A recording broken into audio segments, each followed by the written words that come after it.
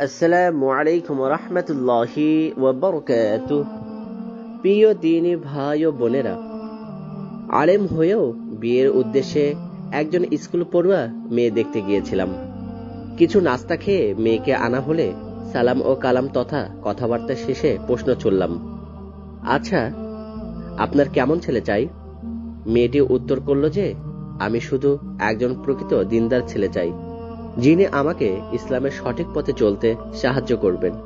এছাড়া অন্য কিছু চাওয়ার নেই। মনে মনে প্রশংসার ঢেকুর তুলে শুকরিয়া আদায় করে বললাম, আপনার আকাঙ্ক্ষাটা একেবারে স্বচ্ছ, কিন্তু প্রকৃত দিনদার ছেলেকে সহ্য করার ক্ষমতা নিজের মধ্যে তৈরি করেছেন? মেয়েটি আশ্চর্যান্বিত হয়ে জিজ্ঞাসা করল, এটা আবার কেমন প্রশ্ন? আমি বললাম, এটাই প্রশ্ন, এমনকি সবচেয়ে গুরুত্বপূর্ণ প্রশ্ন। আপনি কি জানেন যে যারা প্রকৃত দিনদার হয় তাদের সাথে পরীক্ষা স্বরূপ হাজারো দুঃখ কষ্ট জড়িত থাকে?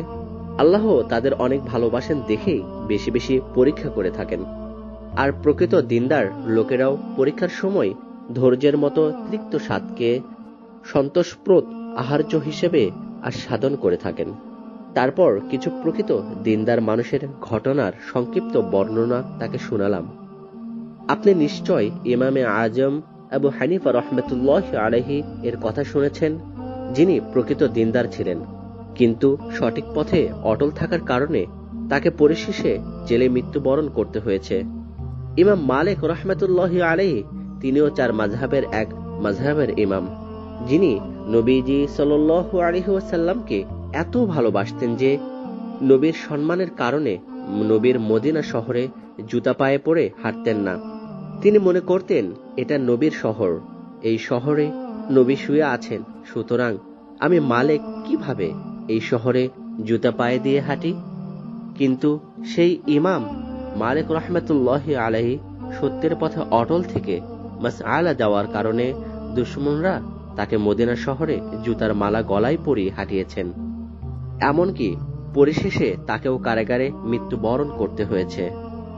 আরো অনেক ইতিহাস তুলে ধরা যাবে, প্রকৃত দিনদার মানুষের কষ্টের ইতিহাস। আমার মুখনিসৃত কাহিনী শুনে মেয়েটির চোখ থেকে অঝোর ধারায় অশ্রু ঝরছিল। সত্যিকারের গল্প দুটো মেয়েটিকে এতটাই আঘাত করলো যে মেয়েটি কিছুটা শব্দ করেও কান্না শুরু করছিল। তার নিষ্পাপ চোখের কান্না আমাকে ভীষণ বিমোহিত করেছে। কান্না শেষ করে বলল যে, আসলে আমি কখনো ওরকম করে ভাবিনি, তবে হ্যাঁ, ইনশাআল্লাহ ওভাবেই প্রস্তুতি নেব এবং নিজের মধ্যে দিনদার মানুষকে গ্রহণ করার যোগ্যতা তৈরি করব। আমি বললাম, জি, অনেক অনেক শুকরিয়া। আচ্ছা, আপনি কোন পর্যন্ত পড়েছেন? উত্তর, 8ম শ্রেণী। কোরআন শুদ্ধ করে পড়তে পারেন? উত্তর, জি না, তবে অনেক কষ্ট করে কারো কাছ থেকে 4টি সূরা মোটামুটি শুদ্ধ করতে পেরেছি।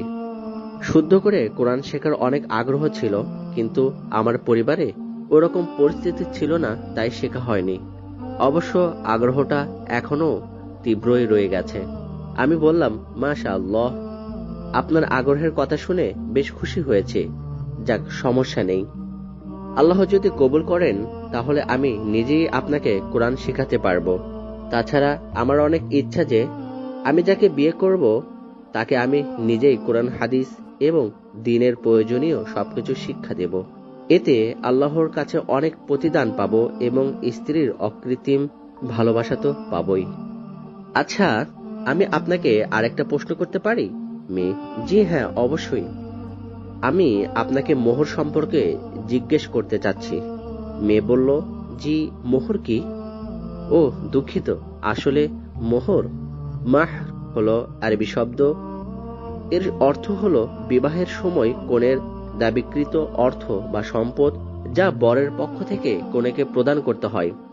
মেয়ে বলল যে, জি, এ সম্পর্কে আমার বাবার সাথে কথা বললে ভালো হয়। এ সম্পর্কে আমার পরিবার যে সিদ্ধান্ত নেবে আমি মেনে নিব। আমি বললাম, শোনেন, মোহর জিনিসটা পুরোটাই আপনার হক। আল্লাহ আপনার জন্য নির্ধারণ করেছেন, যেটার প্রাপ্য অধিকার শুধু আপনারই। আপনি যদি চান যে আপনি নিজেকে 5 লাখ কিংবা 10 লাখ টাকা মোহরের বিনিময়ে বিয়ে দিবেন, তাহলে যে আপনাকে বিয়ে করতে চাইবে তার এই টাকা পরিশোধ করার চুক্তি করতে হবে। এবং পরিশোধও করে ফেলতে হবে। আবার যদি আপনি চান যে ইসলামের সর্বনিম্ন নির্ধারণ মোহর ধার্য করবেন তাও হবে, কিংবা আপনি মোহর ধার্য করে পুরোটা মাফও করে দিতে পারেন। এটা সম্পূর্ণই আপনার ব্যাপার। তাছাড়া মোহর জিনিসটা ছেলে মেয়ে দুজনে মিলে নির্ধারণ করলেই ভালো হয়। আমিও তাই ভাবছি। আপনি নিজে আপনার মোহর নির্ধারণ করুন। যদি আমার সামর্থ্য থাকে তাহলে আপনাকে বিয়ে করার জন্য হ্যাঁ বলবো, আর যদি সামর্থ্য না থাকে তাহলে তো ফিরেই যেতে হবে। তাছাড়া আমি কখনো এরকমটি চাইবো না যে আমি কোথা হতে ঋণ করে আপনার মোহর পূর্ণ করব। বরং আমার যা সাধ্য আছে তা যদি আপনার সাধ্যকৃত মোহরকে পুরা করতে পারে তাহলেই হ্যাঁ বলবো এবং বিয়ের পরেই মোহর পূর্ণ করে ফেলবো ইনশাআল্লাহ। তাকে ভাবনার জগতে হারিয়ে যেতে দেখে বললাম যে আচ্ছা ঠিক আছে, আপনি বরং ভাবেন এবং আমাকে বলুন। আর হ্যাঁ, আপনি যদি চান তাহলে কিছুদিন সময় নিয়ে ভেবে আপনার সিদ্ধান্তটি আমাকে জানাতে পারেন। পরে আমি আমার সামর্থ্যের সাথে মিলিয়ে আপনাকে হ্যাঁ অথবা না বলবো। মেয়েটি বলল যে আমার ভাবা লাগবে না, আপনি বরং বলুন যে ইসলামে সর্বনিম্ন মোহর কত। তার ওরকম চিন্তা ভাবনা দেখে আমি কিছুটা অবাক হয়ে গেলাম। পরিশেষে তাকে ইসলামের সর্বনিম্ন মোহরের কথা জানালাম, 3000 থেকে 4000 টাকা। সে হুট করে বলেই দিল যে ঠিক আছে, তাহলে আমার মোহর 4000 টাকায়। তার মুখে অমন অনাকাঙ্ক্ষিত কথা শুনে আমি কিছুক্ষণের জন্য নিশ্চুপ, নিথর, নির্বাক হয়ে রইলাম। তাকে শত বোঝানোর পরও 4000-এর উপর রাজি করাতে পারলাম না। পরিশেষে সে আমাকে এ কথাই জানালো যে আপনি যেহেতু বলেছেন এটা আমার ইচ্ছে, তাহলে এখন আবার বাড়ানোর জন্য পিড়াপিড়ি করছেন কেন? আমি স্বতঃস্ফূর্তভাবেই বলেছি। তার মুখনিসৃত কথাগুলো আমাকে মুগ্ধতার সাগরে ভাসিয়ে অনেক দূর পর্যন্ত নিয়ে গেল। অবশেষে আমি হৃদয়ের অতল গহ্বর থেকে শুকরিয়া আদায়ে আলহামদুলিল্লাহ বললাম। এটাই প্রকৃত ঈমানদার মেয়ে। আসসালামু আলাইকুম ওয়া রাহমাতুল্লাহি ওয়া বারাকাতুহু।